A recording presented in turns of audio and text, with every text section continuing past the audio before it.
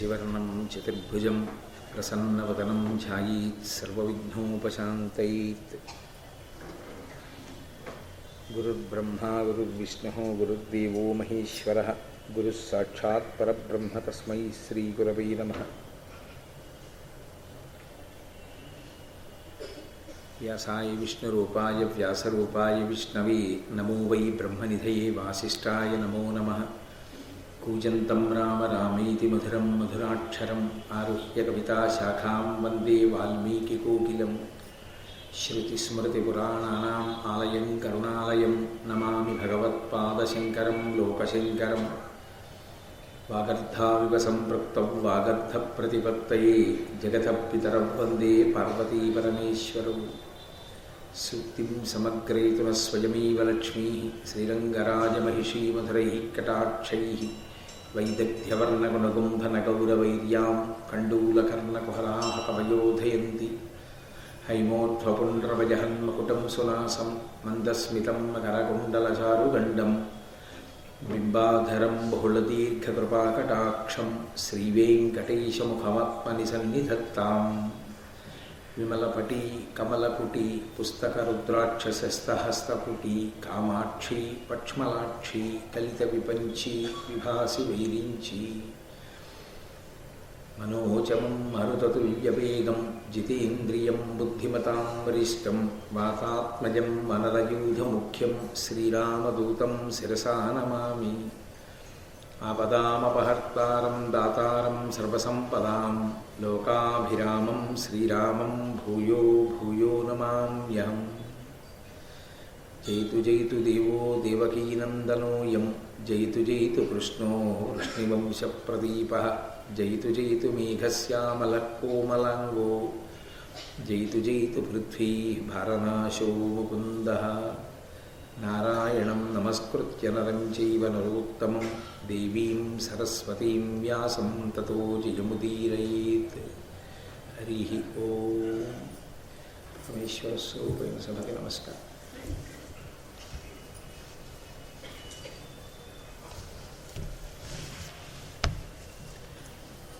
నేను నిన్న మీతో మనవి చేశాను, శ్రీకృష్ణ భగవానుని ఆహ్వానించి తీసుకొచ్చి కూర్చోపెట్టి ఆయన యొక్క అనుజ్ఞని అడిగాడు ధర్మరాజు. ఇలా రాజసూయ మహాయాగం చెయ్యాలని సంకల్పం చేశాను. ఆ మహాయాగాన్ని నిర్వహించినటువంటి కారణం చేతన తండ్రి గారైనటువంటి పాండురాజు గారు ఉన్నత గతుల్ని పొందుతాడు. యమసభలో ఉన్నవాడు ఇంద్రసభకి వెళతాడు. కానీ ఆ యాగాన్ని బ్రహ్మరాక్షసులు పాడు చేస్తారని, ఆ మహాయాగం పూర్తయితే విశేషంగా జనక్షయం అయ్యేటట్టుగా మహోపద్రవకారకమైనటువంటి ఒక మహాయుద్ధం సంభవిస్తుందని నారద మహర్షి సెలవిచ్చారు. కాబట్టి నేను ధౌమ్యాది పురోహితులు చెప్పినటువంటి మాటని పురస్కరించుకుని ఈ యాగాన్ని నిర్వహణ చెయ్యాలి అని నిర్ణయానికి వచ్చాను. తండ్రిని ఉన్నత గతుల యందు నిలిపినటువంటి వాడే పుత్రుడు కనుక నా పుత్రధర్మాన్ని నేను నిర్వర్తించి దాని వలన లోకంలో ఉండేటటువంటి ప్రజల యొక్క పాపములు పరిహరింపబడడానికి కూడా అవకాశాన్ని కల్పిస్తుంది కనుక ఆ యాగాన్ని చెయ్యాలి అని సంకల్పం చేసుకున్నాను. కానీ నీ వంటి మహానుభావుడు అండదండగా నిలబడి నీవు అనుజ్ఞ ఇస్తే చెయ్యని అంటే నేను ఆ యాగాన్ని ప్రారంభం చేస్తాను. కాబట్టి నన్ను అనుగ్రహించవలసింది అని అడిగాడు. వెంటనే కృష్ణ భగవానుడు అన్నాడు, తప్పకుండా నువ్వు ఈ యాగాన్ని నిర్వహించు. కానీ రాజసూయ మహాయాగం చెయ్యడానికి ముందరే ఒక భయంకరమైనటువంటి వ్యక్తిని సంహరించవలసి ఉంటుంది. అతన్ని సంహరిస్తే తప్ప రాజసూయ మహాయాగం నడవదు. మహాభారతంలో ఉండేటటువంటి చిత్రమైన స్థితి అది. శ్రీకృష్ణ భగవానుడికి పాండవులు సహాయపడ్డారా, పాండవులకి కృష్ణుడు సహాయపడ్డారా? ఈ ప్రశ్న వేసి భారతాన్ని పరిశీలన చేస్తే అనేక సందర్భాల్లో కృష్ణ భగవానుడికి పాండవులు సహాయపడ్డారు, అనేక సందర్భాల్లో పాండవులకి కృష్ణుడు సహాయపడ్డాడు. ఎవరు ఎవరికి సహాయపడినా ఒకటి మాత్రం పరమసత్యం, కృష్ణ భగవానుడి యొక్క అవతారము ప్రధాన ప్రయోజనము ధర్మ సంస్థాపన. ధర్మ సంస్థాపన చెయ్యడానికి ఎవరు ధార్మికులైనటువంటి వారు ఉంటారో వాళ్ళని తన చేతి ఉపకరణంగా భగవానుడు స్వీకరిస్తాడు. పాండవులు పరమధర్మాత్ములు కనుక ధర్మ సంస్థాపన యందు వారిని చేతి పనిముట్టుగా స్వీకరించాడు. అది వారి జన్మకి ధన్యత. ఇక పరమేశ్వరుడైనటువంటి కృష్ణ భగవానుని యొక్క అవతార ప్రయోజనమే ధర్మ సంస్థాపన. శ్రీరామావతారానికి శ్రీకృష్ణావతారానికి ఒక ప్రధానమైనటువంటి భేదం మీకు కనపడుతుంది. శ్రీరామావతారంలో చేతికి అంది పుచ్చుకోబడినటువంటి శత్రువుని కూడా రాముడు విడిచిపెట్టేస్తూ ఉంటాడు ఒక్కొక్కసారి. ఎందుకు అలా విడిచిపెడతాడు అంటే ఒక్కటే కారణం, రాముడు మనుష్యునిగా వచ్చాడు. మనుష్యునిగా వచ్చాడు కాబట్టి మనుష్య జీవితంలో ఎలా ఉంటుందో రామావతారంలో కూడా అలాగే ఉంటుంది.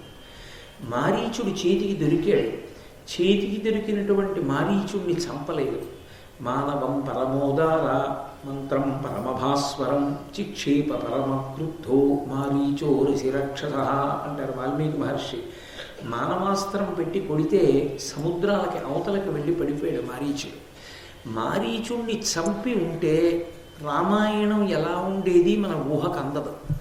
మారీచుడే చనిపోతే రావణాసురుడి పనుపున సీతాపహరణ సందర్భంలో ఆ లక్ష్మణస్వామి రామచంద్రమూర్తి యొక్క కంఠాన్ని అనుకరిస్తూ హా లక్ష్మణ హా సీత అని మారీచుడు మరణించిన కారణం చేత లక్ష్మణుడు సీతమ్మని విడిచిపెట్టి వెళ్ళిపోయాడు కాబట్టి రావణాసురుడు సీతాపహరణం చేయగలిగాడు. మారీచుణ్ణి రాముడు బాలకాండలో విడిచిపెట్టేయడమే రామాయణం ప్రధానమైనటువంటి మలుపు తిరగడానికి కారణమైంది. రాముడు కొన్ని సందర్భాల్లో కొంతమందిని చంపుతాడు, కొంతమందిని విడిచిపెట్టేస్తాడు. ఆ విడిచిపెట్టడం ఉపద్రవాన్ని తీసుకొస్తూ ఉంటుంది. శ్రీకృష్ణావతారం అలా కాదు, అది పరిపూర్ణ అవతారం. అందుకే ఆయన పుడుతూనే లీల. అసలు యథార్థంగా చెప్పాలి అంటే ఆయన పుట్టుకే ఒక పెద్ద లీల. ఆయన ఎవరి కొడుకో ఆయనకొక్కడికే తెలుసు. ఆయన ఎవరి కొడుకో ఆయన్ని పెంచుతున్న తల్లిదండ్రులకి కూడా తెలియదు. అంతకన్నా పెద్ద లీల ప్రపంచంలో ఇంకేముంటుంది? ఏదో నేను పుట్టినప్పుడు నేను ఒక తల్లి కడుపున పుడితే నన్ను ఆ తల్లి కడుపున పుట్టిన వాడిని ఆ మంచం నుంచి తీసి ఇంకో తల్లి మంచంలో పడుకోబెట్టేశారనుకోండి, నన్ను పెంచుతున్న తల్లికి తెలుస్తుంది వీడు నా కొడుకు కాడు. ప్రసవ సమయంలో వేరొక తల్లి వీడికి జన్మనిస్తే ఆ మంచం నుంచి తెచ్చి నా మంచం మీద పడుకోబెట్టారు, వీడు నా కొడుకు కాడని ఆవిడికి తెలుస్తుంది. కానీ యశోదకి తెలియదు కృష్ణుడు నా కొడుకు కాడు అన్న విషయం. కృష్ణుడికి తెలుసు నేను యశోదకి కొడుకుని కాను అని. ఇంతకన్నా పెద్ద లీల ప్రపంచంలో ఏముంటుంది? పుట్టుకతోనే లీలలతో ప్రారంభం చేస్తాడు కృష్ణ భగవానుడు. ఎక్కడ అవకాశం వచ్చినా రాక్షసుల్ని విడిచిపెట్టడం. అసలు భాగవతంలో పోతన గారు ఒక మాట అంటారు, కన్నులు తెరవని కడు చిన్ని పాపడై దానవి చనుబాలు త్రావి చంపే. 3వ నెల నాడు ముద్దుల కుర్రడై అచ్చటనున్నట్టి శకటంబు కులద్రోసి. ఏడాది కుర్రడై ఎగసి తృణావర్తు మెడపట్టుకుని చీరి మృతుని చేసి. తల్లి వెన్నలకునై తనకు రోలు కట్టంగా బలవంతుడై మద్దుల కులత్రోసి. పశుల గ్రేపుల కాచుచు బకుని చీల్చి. వెలగతోడుట దైత్యుని వీసిగడపే. సబలుడై కరదైత్యుని సంహరించి. ఇతడు కేవలమనుజుడేంచి చూడ అంటారు గోపికలు. కన్నులు తెరువని కడు చిన్ని పాపడై దానవి చనుబాలు త్రావి చంపే. అసలు ఇంకా కళ్ళు సరిగ్గా తెరవడం కూడా చేత కానటువంటి చిన్న వయస్సులో అర్భకుడుగా ఉన్నటువంటి కృష్ణ పరమాత్మ ఆ పాలివ్వడానికి వచ్చినటువంటి పూతన స్తన్యంలో విషాన్ని నింపుకుని వచ్చి ఆయన్ని చంపడానికి ప్రయత్నం చేస్తే ఆ పూతనని సంహరించాడు. శకటాసుర సంహారం చేశాడు బోర్ల పడుతున్నటువంటి పిల్లవాడి వయస్సులో ఉండగా. అలాగే తృణావర్తుణ్ణి మెడ పట్టుకుని ఆయన్ని సంహారం చేశాడు చిన్న పిల్లవాడిగా ఉండగా. పశువుల్ని దూడల్ని కాస్తున్నటువంటి వాడిగా నటిస్తూ బకాసురుణ్ణి సంహరించాడు. అలాగే ఆ వత్సాసురుడు కపిద్ధాసురుడు అని ఇద్దరు రాక్షసులు వెలగ చెట్టు ఆవుదూడ రూపంలో వస్తే ఆ ఆవుదూడ యొక్క తోకతో కాళ్ళు కట్టి విసిరి వెలగ చెట్టుకేసి కొట్టి ఏకకాలంలో 2 రాక్షసుల్ని సంహరించాడు. అలాగే కరుడనేటటువంటి ఒక రాక్షసుల్ని సంహరించాడు. చాలా చిన్న పిల్లవాడిగా ఉన్నప్పటి నుంచి, కన్నులు తెరవడం కూడా చేతకానటువంటి వయసులో ఉన్న పిల్లవాడిగా ఉన్నప్పటి నుంచి అందిపుచ్చినటువంటి ఏ అవకాశాన్ని కృష్ణ పరమాత్మ విడిచిపెట్టలేదు. రాక్షసులందరినీ సంహరిస్తూ వచ్చాడు. దానికి ఒక్కటే కారణం. ఏమిటి కారణం అంటే, అలా సంహరించకపోతే కురుక్షేత్ర సంగ్రామానికి వీళ్ళందరూ దుర్యోధనుడి పనుకొని చేరుతారు. అధర్మం అంతా ఒక పక్కకి చేరుతుంది, ధర్మం అంతా ఒక పక్కకి చేరుతుంది.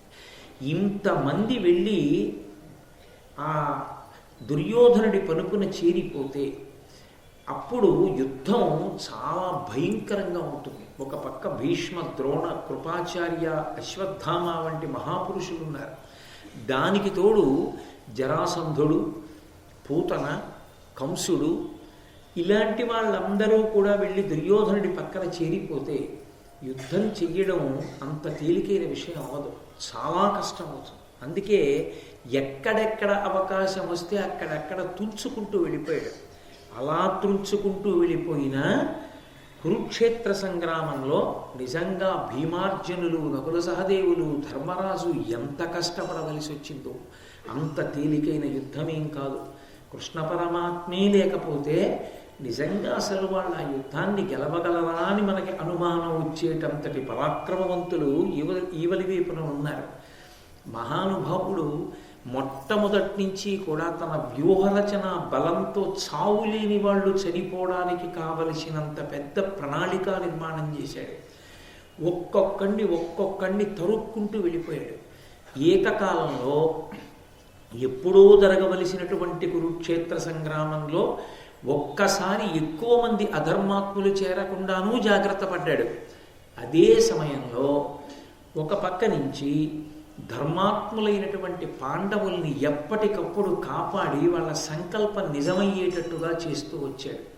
అందుకే మహాభారతంలో పాండవులు కృష్ణుడికి సహాయపడ్డారా, కృష్ణుడి పాండవులకు సహాయపడ్డాడా అన్న ప్రశ్నని విచారణ చేయడం కన్నా, పాండవులు ధర్మాత్ములు కనుక పాండవులు శ్రీకృష్ణ పరమాత్మ చేతి పనిముట్టుగా స్వీకరింపబడి ధర్మ సంస్థాపన యందు కృతకృత్యులై పరమేశ్వరుడి యొక్క పరిపూర్ణమైన అనుగ్రహానికి పాత్రులయ్యారు అని చెప్పడం చేత ధార్మికంగా జీవించడం భగవంతుని యొక్క చేతి పనిముట్టుగా బ్రతకడానికి ఎంత అవకాశాన్ని కల్పిస్తుంది అన్న విషయంలో మన బుద్ధి యందు అధ్యవసాయాన్ని నింపుతుంది.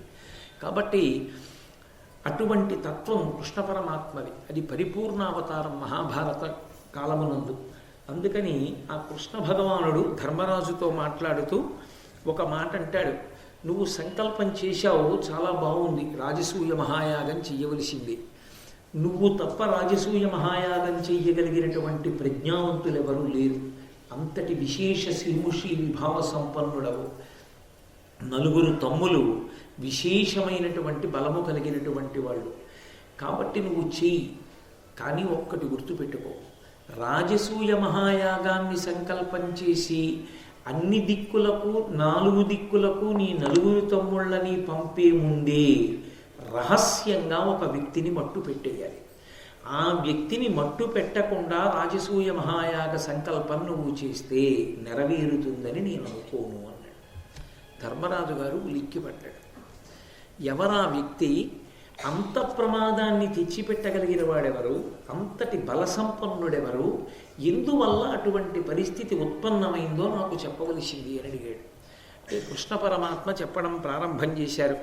ఒకానొకప్పుడు పరశురాముడు క్షత్రియులందరినీ కూడా సంహరించాడు. అందరూ క్షత్రియుల్ని సంహరించినటువంటి కారణం చేత భూమి మీద 2 క్షత్రియ వంశాలు మిగిలిపోయాయి.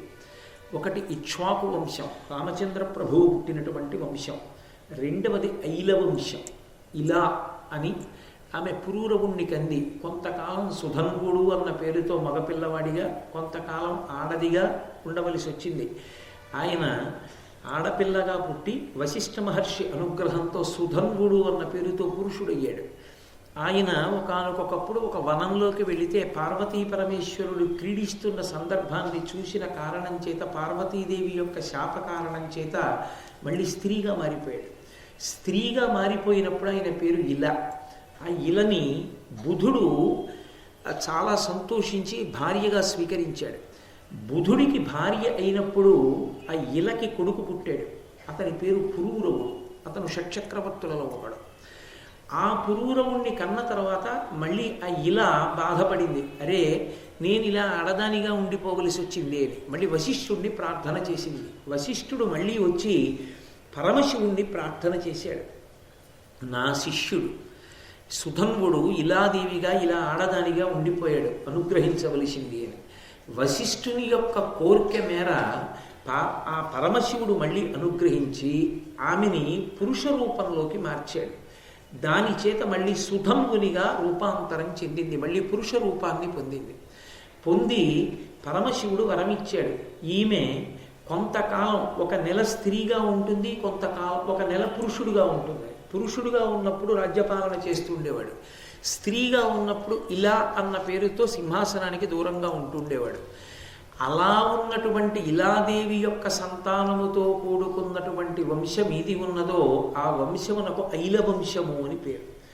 ఆ ఐల వంశము, ఇక్ష్వాకు వంశము, ఈ 2 వంశములే రాజవంశములు. పరశురాముడు మిగిలినటువంటి క్షత్రియులందరినీ కూడా తన యొక్క గొడ్డలి చేత సంహరించాడు, తన పరశువు చేత. ఇక తర్వాత వచ్చినటువంటివి భోజ, యదు వంశములు. ఈ భోజ, యదు వంశముల వలన 14 వంశములు ఏర్పడ్డాయి. ఇది కాక ఇక్ష్వాకు వంశము, ఐల వంశము వలన 101 వంశములు ఏర్పడ్డాయి. మొత్తం 135 రాజవంశాలు ఉన్నాయి. ఈ 135 రాజవంశాలకి చెందినటువంటి సుక్షత్రియులైనటువంటి రాజుల్ని కూడా జరాసంధుడు ఓడించాడు. ఓడించడం కాదు, ఈ రాజులందరినీ కూడా నిర్బంధించి తీసుకెళ్ళి తన దగ్గర ఉంచుకున్నాడు. కారాగారంలో ఉంచుతాడు. కారాగారంలో ఉంచి ఒక్కొక్క రాజుని ప్రతిరోజు తీసుకొస్తాడు. తీసుకొచ్చి భైరవ పూజ చేసి ఆ రాజుని బలిస్తాడు. కాబట్టి సుక్షత్రియులందరూ జరాసంధుని చేత ఓడింపబడ్డారు. జరాసంధుణ్ణి గెలవడం అంత తేలిక కాదు. ఎందుకు కాదు అంటే జరాసంధుడికి వరం ఉంది. ఆయన ఏ ఆయుధము చేత మరణించాడు. ఆయన ఎలా మరణించడో అలా ఆయనకి సోదరతుల్యులై సహాయం చేసినటువంటి వాళ్ళిద్దరు ఉన్నారు యుద్ధంలో. హంస ఢిబకులు అంటారు వాళ్ళని. ఆ హంసుడు ఢిబకుడు వాళ్ళిద్దరూ కూడా ఆయుధం చేత సంహరింపబడరు. జరాసంధుడు, హంస ఢిబకులు, వీళ్ళని సంహరించేవాడు లేడు.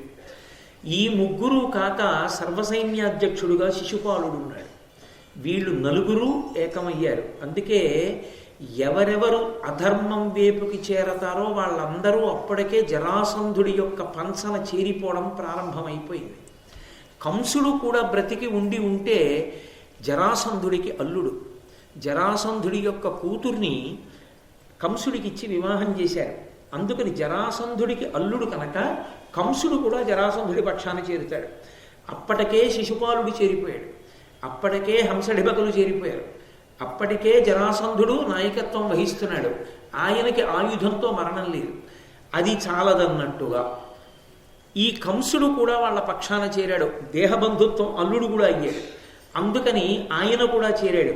ఇంతమంది ఒక పక్కన చేరితే వీళ్లతో పాటు పూతన, శకటాసురుడు, తృణావర్తుడు మొదలైనటువంటి రాక్షసులందరూ చేరితే కురుక్షేత్ర సంగ్రామ సమయానికి ఎంత భయంకరమైన పరిస్థితి ఉత్పన్నమవుతుందో చూడండి. అందుకే కంసుణ్ణి చంపేశాడు కృష్ణ పరమాత్మ. ఒక్కొక్కరిని మిగల్చకుండా కురుక్షేత్ర సంగ్రామం రావడానికి ముందే సంహరిస్తూ వెళ్ళిపోయాడు. ఈ జరాసంధుడు శ్రీకృష్ణ పరమాత్మ మీద విశేషమైనటువంటి క్రోధాన్ని పెంచుకున్నాడు. క్రోధాన్ని పెంచుకోవడానికి కారణం జరాసంధుడి ఇంటికి వెళ్ళినటువంటి విధవరాలైన కంసుని భార్య అంటే జరాసంధుని యొక్క కూతురు నిరంతరం తన తండ్రి అయినటువంటి జరాసంధుడిని ప్రేరేపణ చేస్తుండేది. నా ఐదవతనం పోవడానికి, నా పసుపు కుంకాలు పోవడానికి కారణం అడిగో కృష్ణుడు. ఆ కృష్ణుణ్ణి నువ్వింత శక్తివంతుడవై కూడా నిగ్రహించలేదు. కాబట్టి నువ్వు వెళ్ళి కృష్ణుణ్ణి నిగ్రహించి, ఓడించి, బంధించి సంహరించవలసినది అని ప్రేరేపిస్తుండేది. ప్రేరేపించిన కారణం చేత జరాసంధుడు కృష్ణుణ్ణి నిద్రపోనిచ్చేవాడు కాడు. ఎప్పుడూ కృష్ణుడి మీద దండయాత్ర చేస్తుండేవాడు. ధర్మరాజు గారితో కృష్ణ పరమాత్మ ఈ కథంతా చెప్తున్నారు. చెప్తూ ఇప్పుడు భూమండలం మీద సుక్షత్రియ వంశాలు లేవు.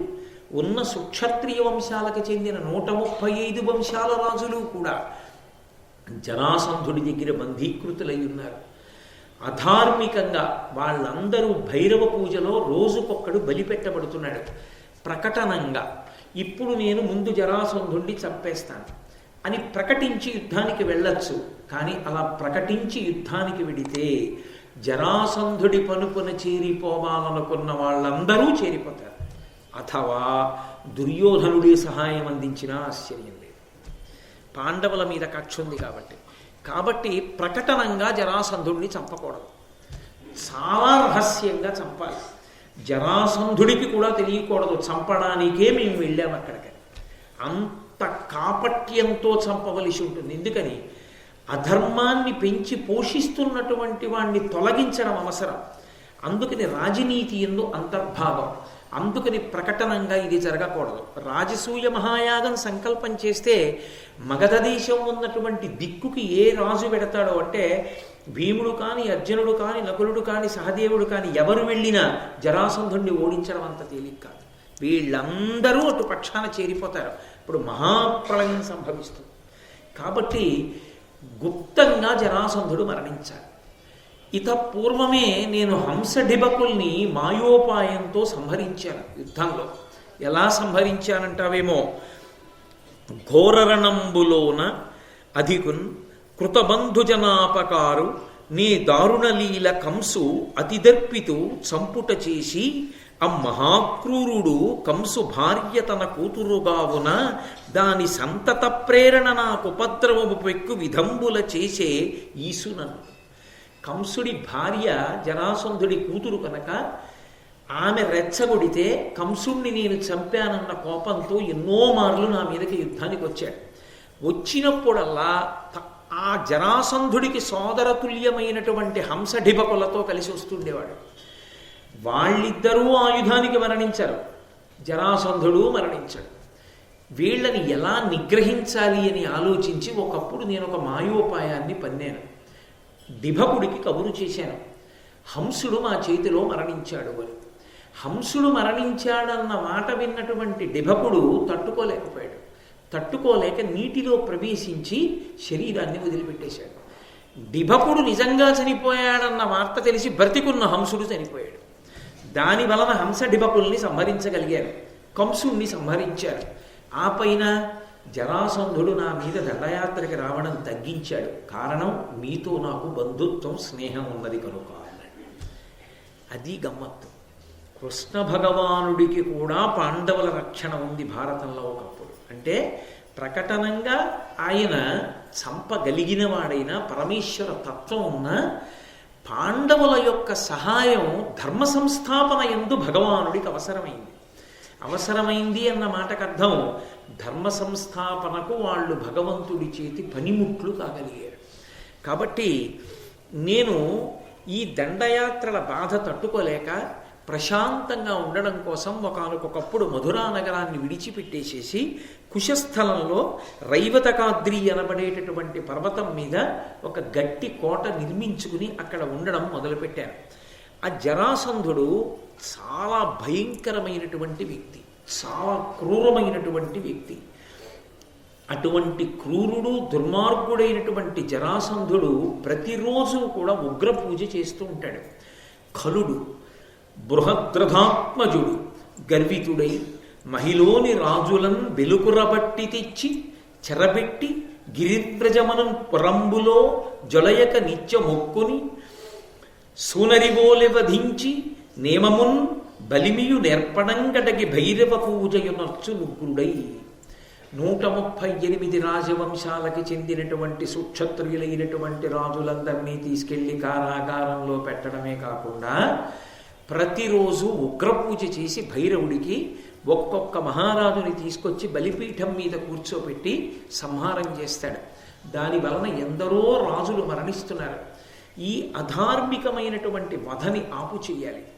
ఆపు చేసి ఆ రాజులందరినీ కూడా రక్షించాలి.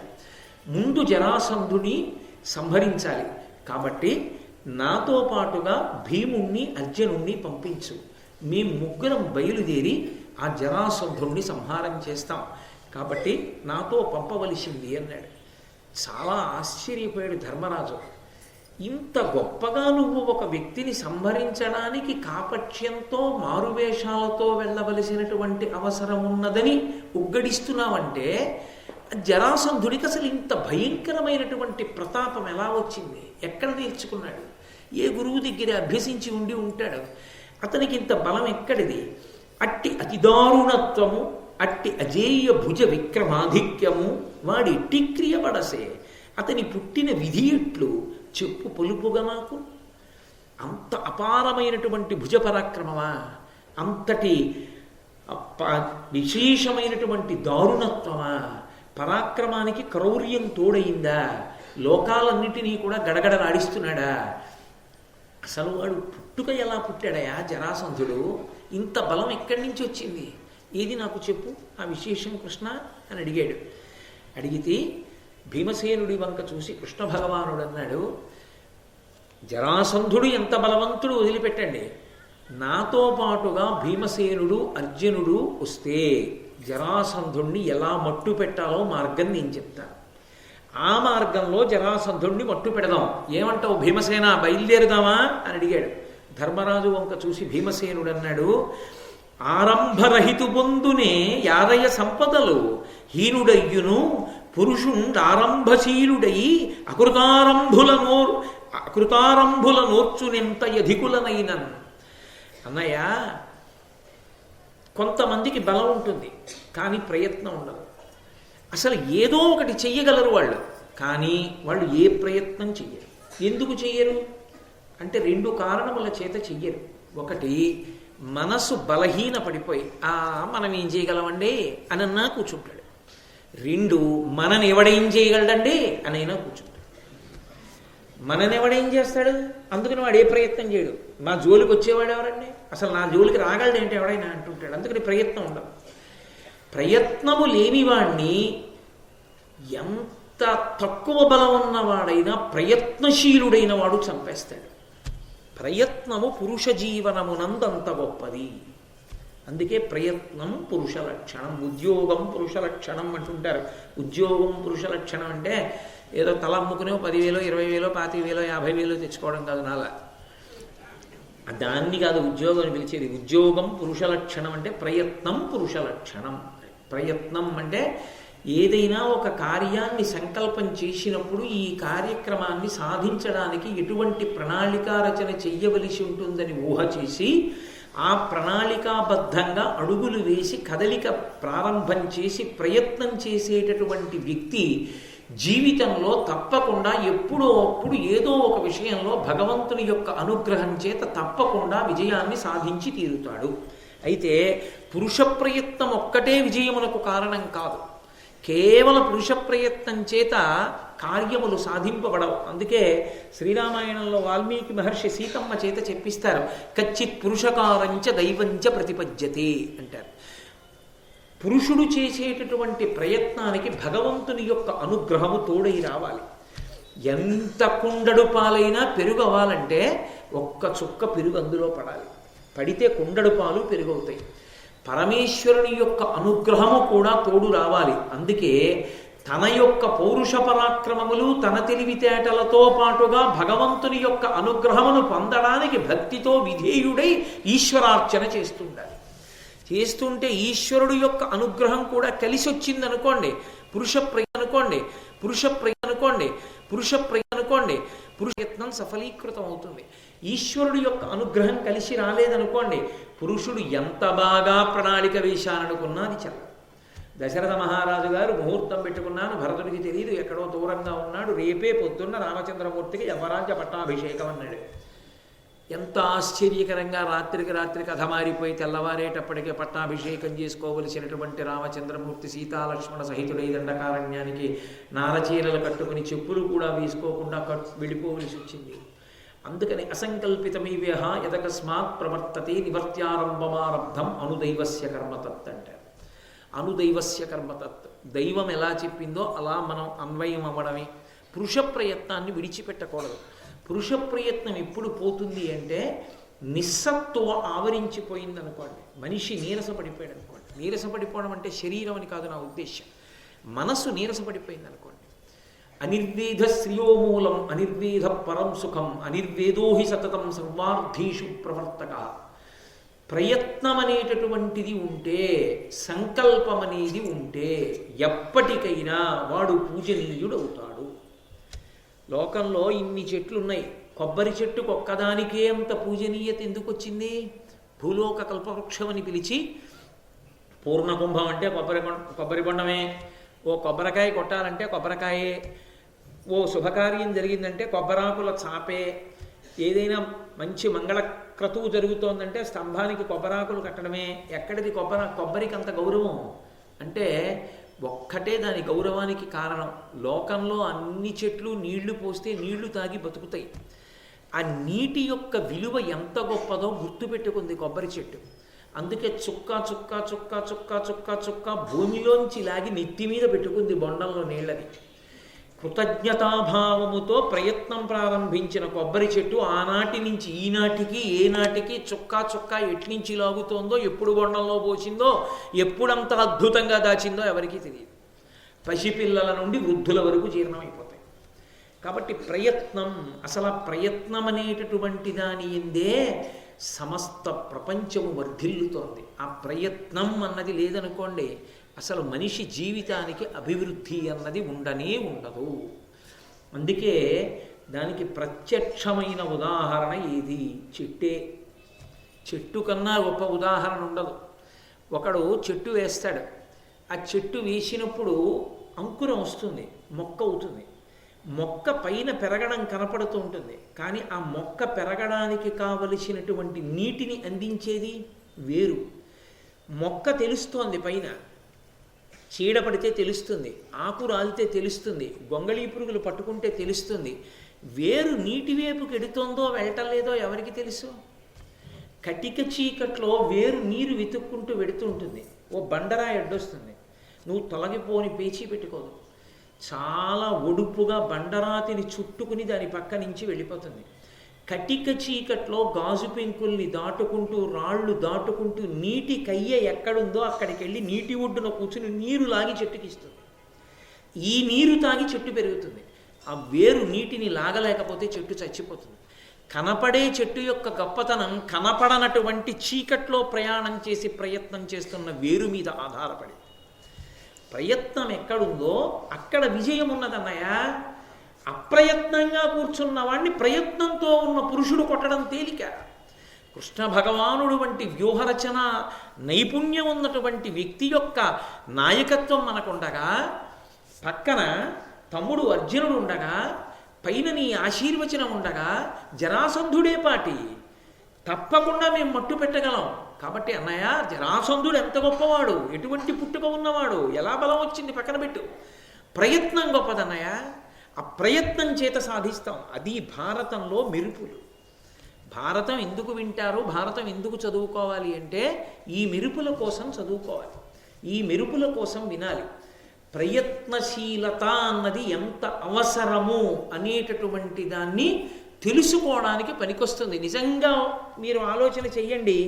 ఇదే నిరాశావాదాన్ని కానీ వాళ్ళు చూస్తే, జరాసంధుడు అంత గొప్పవాడంటున్నారు, 135 మంది రాజవంశాలకు చెందినటువంటి రాజులందరినీ కారాగారంలో పెట్టాడంటున్నారు, శిశుపాలుడు సైన్యాధ్యక్షుడుగా ఉన్నాడంటున్నారు, తీరా మనం వెడుతుండగా జరాసంధుడి మీద యుద్ధానికి ఎడుతున్నామని ఎక్కడైనా చిన్న పెసరు పొగ బయటికి వస్తే దుర్యోధనుడు పైకి కనపడకుండా సహాయం జరాసంధుడికి అందించి ఇది పెద్ద ప్రళయం కింద, యుద్ధం కింద ప్రారంభమైతే ఉన్న రాజ్యం కూడా ఊడిపోతే, ఇన్నాళ్ళు ఎక్కడో ఏకచక్రపురంలో భిక్షాటన చేసి బతికాం, ఇప్పుడు మళ్ళీ ద్రౌపదీదేవితో కలిసి 5 ఏ భిక్షాటన చేస్తాం, ఎందుకు వచ్చిన కూడా ఇప్పుడు ఆ రాజసూయాగం చేయకపోతే వచ్చిన నష్టం ఏమిటి? ఇన్నాళ్ళు నా నాన్నగారి యమలోకంలో ఆ యమసభలో ఇంకొన్నాళ్ళు ఉండనివ్వండి, తర్వాత చూద్దాం, కొంచెం మంది ఉంచుకోనివ్వండి అంటాడు. అది నిరాశావాది అనేటటువంటి మాట. ప్రయత్నం పురుష లక్షణం. ప్రయత్నం చేద్దామన్నాయా, మన ప్రయత్నాన్ని మనం పరమజాగరూకతతో చేద్దాం. జరాసంధుడి బలం వింటానంటావా? విను, మంచిదే. జరాసంధుడి బలం విని మనం మాత్రం భయపడకూడదు. జరాసంధుడు ఎంత బలవంతుడైనా కానీ దాన్ని మట్టు పెట్టడానికి మనకు నాయకుడు ఉండగా బెంగెందుకు? ప్రయత్నం చేద్దామన్నయ్య. ప్రయత్నం ఉన్న చోట విజయం సాధిస్తాం తప్పకుండా. కృష్ణ ఏది చెప్పు ఆ జరాసంధుడి యొక్క వైభవం ఏమిటో మాకొక్కసారి అంటే ఆయన చెప్పడం ప్రారంభం చేశాడు. మగధ దేశాన్ని పరిపాలిస్తూ ఉండేవాడు బృహద్రథుడు అనబడేటటువంటి రాజు. ఆయన పేరే బృహద్రథుడు. బృహత్ అంటే గొప్పది, విశేషమైనది అని. చాలా విశేషమైన రథుడు అంటే రథం ఉన్నవాడు. ఆయన దగ్గర గొప్ప రథం ఉంటుంది అన్నది అంతర్లీనం. బృహద్రథుడు ఆయన కాశీరాజు గారికి కవల పిల్లలు పుట్టారట, 2 ఆడపిల్లలు. కాశీరాజు గారికి పుట్టినటువంటి కవల పిల్లలు 2 ఆడపిల్లల్ని ఆయనే వివాహం చేసుకున్నాడు. చాలా సంతోషంగా కాలం గడిపాడు. అనేక మంది శత్రువుల్ని ఓడించాడు, రాజ్యాలు గెలిచాడు, సుస్థిరమైనటువంటి ప్రభుత్వాన్ని ఏర్పాటు చేశాడు, పరిపాలనా దక్షుడని పేరుగాంచాడు. కానీ సంతానం కలగలేదు. 2 అక్క చెల్లెళ్ళే, ఎవరికి పుట్టినా సంతోషమే, కానీ 2కి పుట్టలేదు. ఎన్నో పుణ్యకార్యాలు చేశాడు. పుత్రకామేష్ఠి కూడా చేశాడు. దశరథ మహారాజు వారికి కూడా పుత్రకామేష్ఠి చేస్తే రామలక్ష్మణ భరత శత్రుఘ్నులు కలిగారు. కానీ బృహద్రథుడికి మాత్రం సంతానం కలగలేదు. చాలా బాధపడ్డాడు. బాధపడి ఒకానొకనాడు తన భార్యలిద్దరినీ తీసుకుని అరణ్యంలోకి వెళ్ళాడు. ఒక మహారణ్యంలోకి ప్రవేశించి మహాత్ములైనటువంటి వారు తపస్సులు ఉంటారు, వారిని సేవించి వారి అనుగ్రహాన్ని పొందుతాం. ఇది భారతీయుల యొక్క సనాతనమైనటువంటి ధర్మమునందు ఒక అంతర్లీనమైన విశేషం. ఒక్కొక్కసారి యజ్ఞయాగాది క్రతువుల వలన సాధింపబడినటువంటి విషయం కూడా మహాత్ములైనటువంటి వారిని సేవించినటువంటి కారణం చేత సిద్ధిస్తుంది. ఇక్కడ నాతో కాశీయాత్రకు వచ్చినటువంటి వాళ్ళు చాలామంది ఉన్నారు. మనం కాశీయాత్రకు వెళ్ళినప్పుడు మనకి మహోపకారం చేసి, కాశీయాత్ర మనం చేసినంత కాలము మనకి ఏర్పాట్లన్నీ చూసినటువంటి కుటుంబం ఒకటి ఉంది. వాళ్ళ పెద్దన్న గారు మనతో తిరుగుతూ ఉండేవారు. ఆయనకి మాటలు రాలేదు, పెద్దవారు అయిపోతున్నా ఆయనకి నోట మాట రాలేదు. మాట రాకపోతే ఎవరో చెప్పారు, మీరు శృంగేరి వెళ్ళిపోండి. శృంగేరి వెళ్ళిపోయి శృంగేరిలో శృంగగిరి పీఠాధిపతులు ఉన్నారు.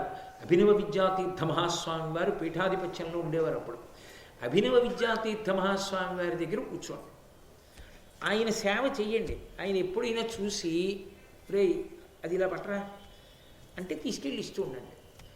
ఆయన దగ్గర కూర్చుంటే ఆయనకు అర్థమవుతుంది మీరు ఎందుకు వచ్చారో. ఆయన అంతేవాసిత్వాన్ని పొందండి. ఆయన సేవ చెయ్యండి, మీరేమీ అడక్కండి. ఆయన సేవ చెయ్యండి, ఆయన సేవాఫలం మీకు వస్తుంది మాట అన్నారు. నమ్మి వెళ్ళిపోయారు ఆయన శృంగేరి. వెళ్ళిపోయి అభినవ విద్యాతీర్థ మహాస్వామి వారి దగ్గర ఉండిపోయారు. ఉండిపోయి త్రికరణ శుద్ధిగా వారికి సేవ చేశారు. వారికి మాట వచ్చేసింది. ఆయన మనతో ఎన్నో మాటలు మాట్లాడి కాశీపట్టణం అంతా మనకి చూపించారు కూడా ఆయన. కాబట్టి మహాత్ముల యొక్క సేవ ఉత్తినే పోయేది కాదు. ఇక్కడికే అయ్యప్ప స్వామి దేవస్థానానికే ఒకానొకప్పుడు ఒక కుటుంబం వచ్చింది. వచ్చి పరిచయం చేసుకుని వాళ్ళు ఒక విషయం చెప్పారు. ఆయన భార్య గారికి ఎంత నిద్ర మాత్రం లేచినా ఆవలింత కూడా వచ్చేది కాదు. ఎంత వైద్యం చేయించారో.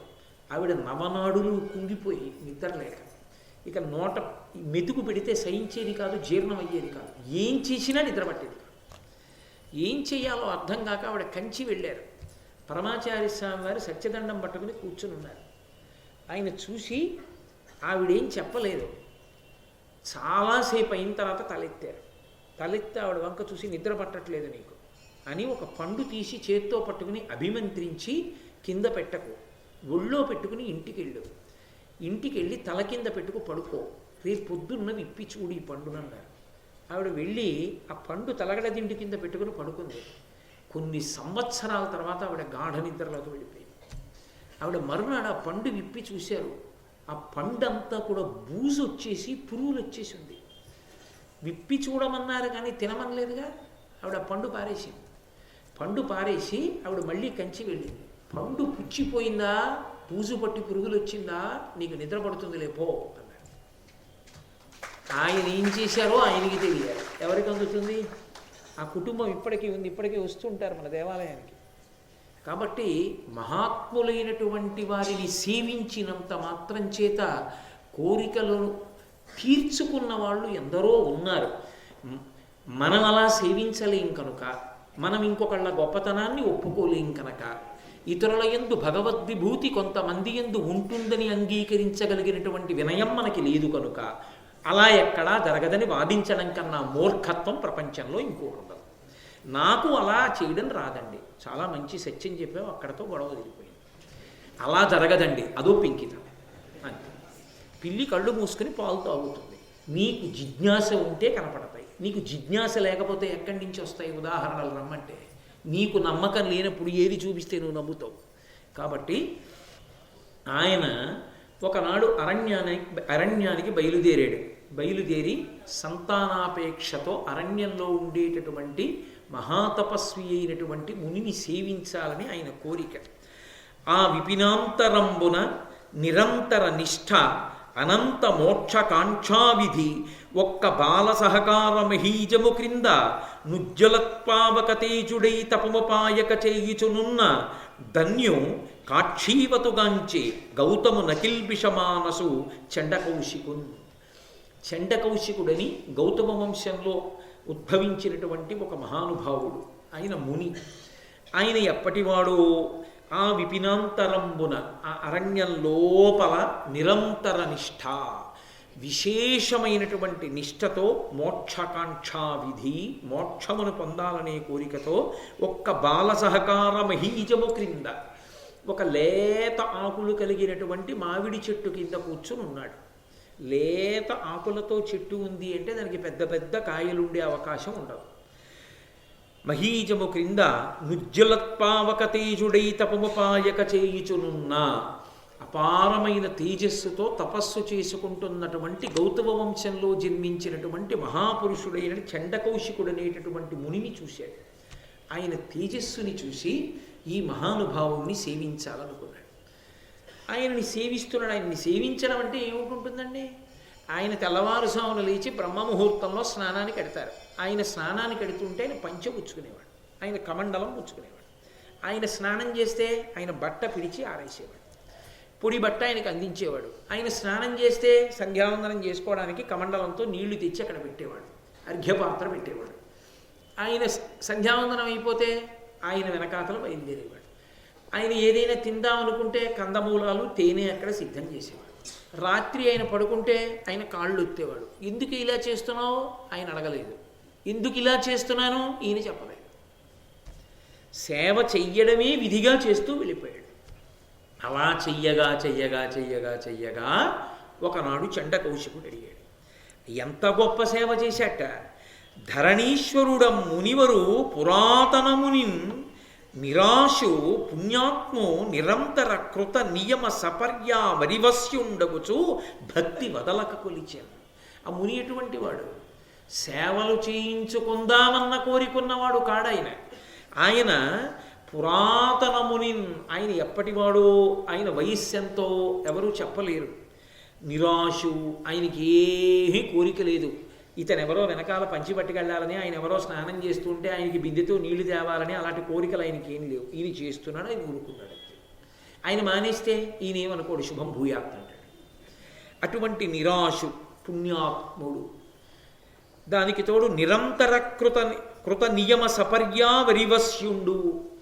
అటువంటి మునికి నిరంతరం కఠోర దీక్షతో ఆయనకి సేవ చెయ్యడమే తన ప్రధానమైనటువంటి కర్తవ్యంగా పెట్టుకుని మహానుభావుడైనటువంటి ఈ రాజు బృహద్రథుడు ఆయన్ని సేవిస్తూనే ఉన్నాడు. అలా సేవించగా సేవించగా సేవించగా ఆయనకి అనుగ్రహం కలిగింది. నీకేం కావాలి అని అడిగాడు. అడిగితే మహారాజు అన్నాడు, నాకు రాజ్యం ఉంది, ధనం ఉంది, ఐశ్వర్యం ఉంది, సమస్త భోగభాగ్యములు ఉన్నాయి. ఇన్ని ఉన్నా పిల్లలు తొక్కని పక్క ఉంది ఇంట్లో, అది చాలా బరువుగా ఉంది. ఇంట పిల్లలు తిరిగితే ఆ ఆనందం వేరు, పిల్లలు లేరు.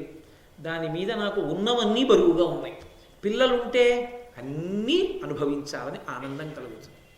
అది మనుష్య జీవితానికి ఉండేటటువంటి విశేషం. ఒక వయస్సులో ఒకటి ఇది ఉంటే చాలనిపిస్తుంది.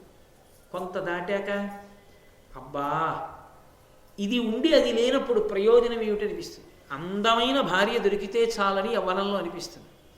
ఒక్క 10 ఏళ్ళు అయిన తర్వాత పిల్లలు కనకపోతే ఎందుకు ఈ దాంపత్యం అనిపిస్తుంది. పిల్లలు కలిగిన తర్వాత వాడు ప్రయోజకుడు కాకపోతే ఏడుపు వస్తుంది. వాడు ప్రయోజకుడైతే బెంగ ఎక్కువైపోతుంది.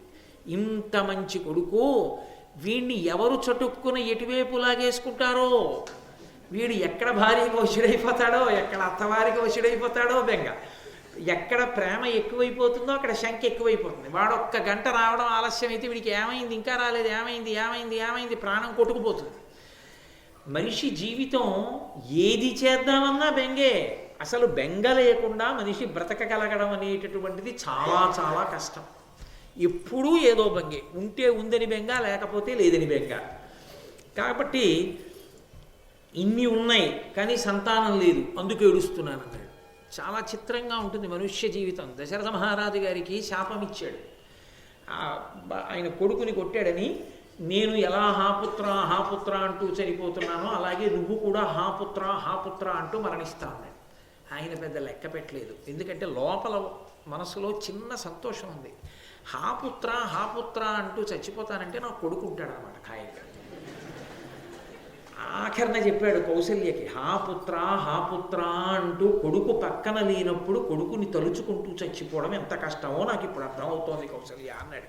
చిత్రం ఏంటంటే ఈయన చెప్పుకుపోతున్నాడు, వినడానికి ఆవిడ సిద్ధంగా లేదు. ఆవిడ సొమ్మశీలి నిద్రపోయింది, సుమిత్ర నిద్రపోయింది.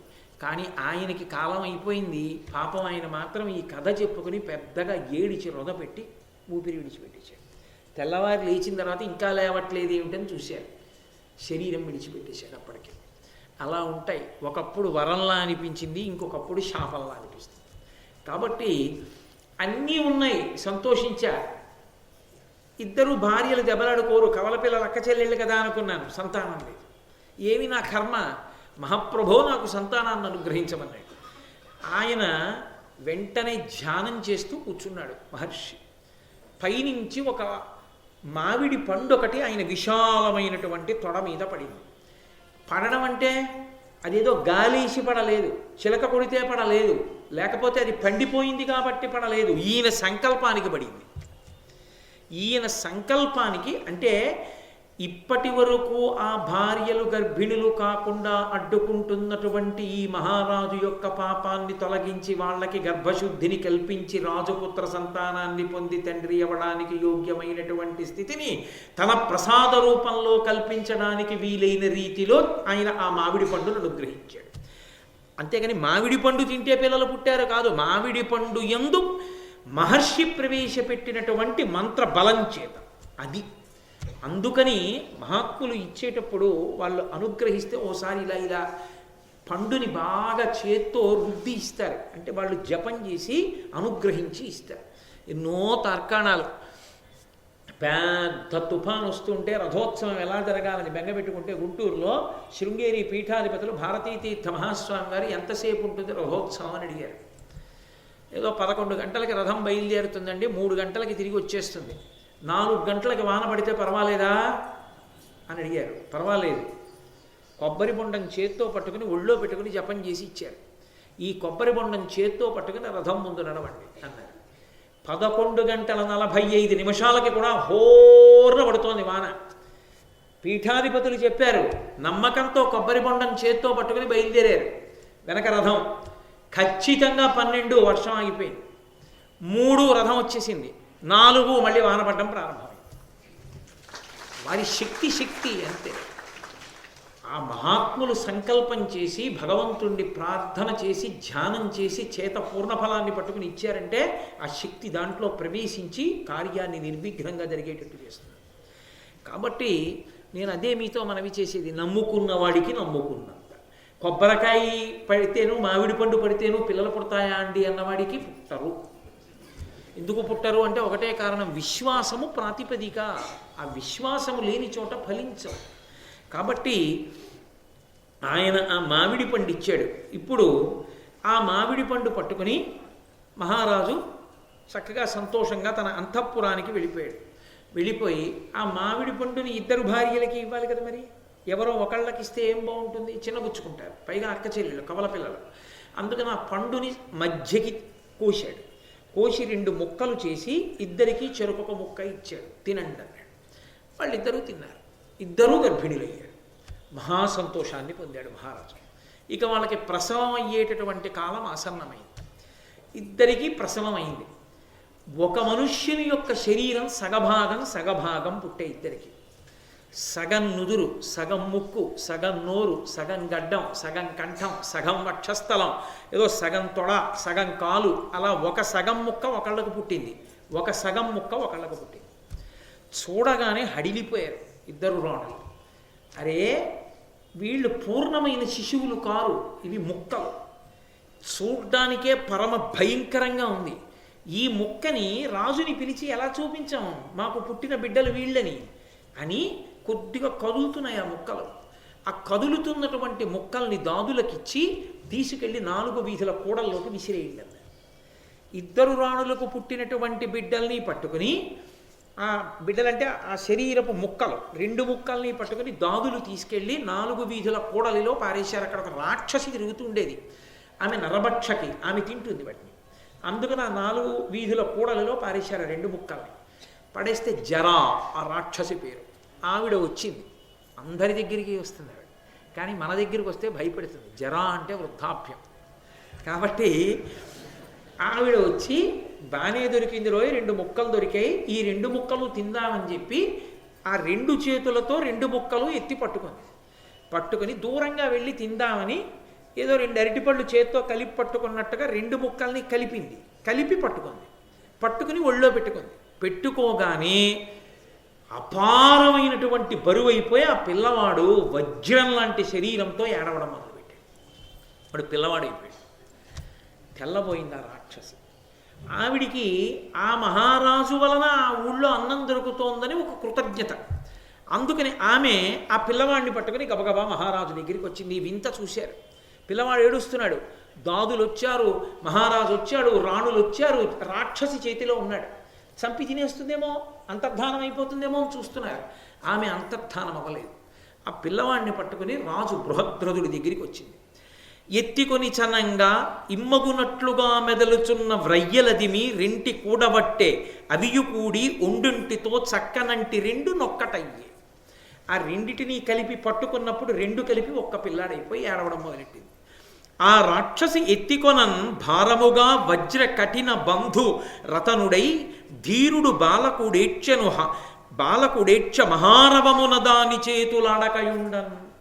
ఆ పిల్లవాడిని పట్టుకుని ఆవిడ వస్తుంటే క్షణానికి వాడు వజ్రంలా కఠినమైనటువంటి శరీరంతో బరువెక్కిపోతున్నాడు, ఎత్తుకోలేకపోతుంది ఆ రాక్షసి. అంత బరువైపోయాడు ఆ పిల్లాడు. అయిపోయి వాడు పెద్ద మహారవం, అంత రవం చేశాడు కాబట్టి రావణా అని పిలిచాడు ఆ పరమేశ్వరుడు. అప్పటి వరకు ఆ పేరు లేదు రావణాసురుడికి, వాడి పేరు పులస్త్య బ్రహ్మ. కానీ ఆ కైలాస పర్వతాన్ని ఎత్తుతున్నప్పుడు చేతులు కిందుండిపోతే శివుడు బొటన వేలుతో నొక్కినప్పుడు పెద్ద కేకలేశాడు. ఏమిట్రా ఇంత రవం, ఇంత అరుస్తున్నావు, రావణా అని పిలిచాడు. శివుడు నన్ను అలా పిలిచాడని వాడు రావణా అని పేరుట్టుకు తిరిగాడు. అదో సంతోషం ఒక్కొక్కడికి. కాబట్టి ఆ పిల్లవాడు బరువైపోతున్నాడు. ఆ పిల్లవాడిని పట్టుకొచ్చి రాజు చేతిలో పెట్టి మహానుభావ, నువ్వంటే నాకు ఒక కృతజ్ఞత ఉంది, ఈ ఊళ్ళో అన్నం తిని బతుకుతున్నాను, నీకు ఏదైనా మంచి కానుక ఇవ్వాలనుకున్నాను, నా అదృష్టం ఇవాళ ఈ పిల్లాడు నా చేతిలో బతికాడు కాబట్టి నీకు ఇస్తున్నాను, ఇదిగో ఈ పిల్లవాడిని తీసుకో. ఆయన పిల్లవాడిని తీసుకుని పరమ సంతోషాన్ని పొందాడు.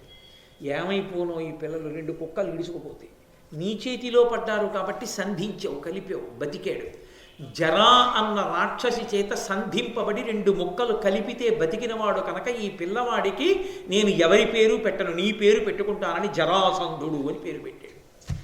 తండ్రి అయిన బృహద్రథుని చేత రాక్షసి యొక్క పేరు మీదుగా పెట్టబడిన పేరు కనుక ఆ పిల్లవాడికి జరాసంధుడు అని పేరు వచ్చింది.